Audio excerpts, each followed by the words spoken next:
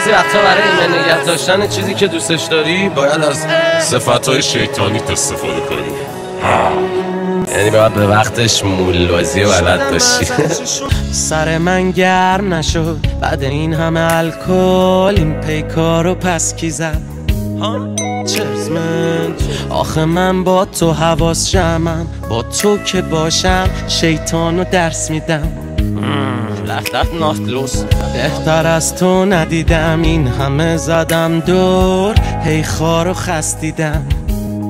شتمن آره من عشقو به این کره خاکی بزرگ هی با تو پس میدم.